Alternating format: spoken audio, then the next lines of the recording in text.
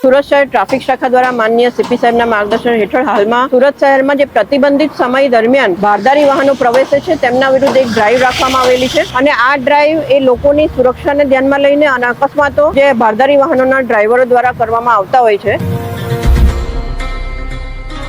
ક્યાંક ને ક્યાંક સુરક્ષાની સાથે ચેડા થતા હોય છે એમને રોકવા માટે આ ડ્રાઈવ રાખવામાં આવેલી છે। છેલ્લા 3 દિવસમાં 250 થી વધારે ભારદારી વાહનો વિરુદ્ધની કાયદેસરની કાર્યવાહી કરવામાં આવેલી છે અને હજુ પણ આવનારા દિવસોમાં આ ડ્રાઈવ વધારે સઘન બનાવવામાં આવશે અને ચોક્કસપણે જે બેદરકારીપૂર્વક અને ગફલત રીતે અને પૂર ઝડપે પોતાનું વાહન ચલાવી ભારદારી વાહન ચલાવી અને લોકોની સુરક્ષા સાથે ચેડા કરે છે એવા વાહન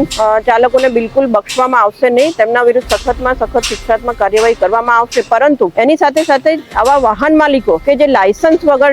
ડ્રાઈવરને ભારદારી વાહન ચલાવવામાં આપે છે અને લોકોની સુરક્ષા સાથે ચેડા કરે છે એવા વાહન માલિકો વિરુદ્ધ પણ હવે પછી સુરત શહેર ટ્રાફિક શાખા દ્વારા કામગીરી કરવામાં આવશે। અને આ તબક્કે હું સુરત શહેરની સામાન્ય જનતાને અપીલ કરીશ કે અમારો ટ્રાફિક હેલ્પલાઇન નંબર 7434095555 આ નંબર પર એમણે સિટીમાં પ્રતિબંધિત સમય દરમિયાન જો કોઈ પણ એવું ભારદારી વાહન દેખાય આવે તો ચોક્કસપણે અમને ફોટો અને વિડીયો મોકલી શકે છે અથવા તો આ ફોન નંબર પર કમ્પ્લેન પણ કરી શકે છે। તો એ કમ્પ્લેનના આધારે ચોક્કસપણે અમે ઇનિશિયેશન લઈને જે 25 ટીમો બનાવીને ભારદારી વાહનો વિરુદ્ધ કામગીરી કરીએ છીએ એની સાથે સાથે આવી કમ્પ્લેન પણ એકદમ ઝડપથી એનું નિરાકરણ લાવવામાં આવશે અને અમે ઈચ્છીએ છીએ કે સુરત શહેર ટ્રાફિક શાખાએ હજુ પણ વધારે સુરત શહેરને સુરક્ષિત અને સલામત બનાવી શકે।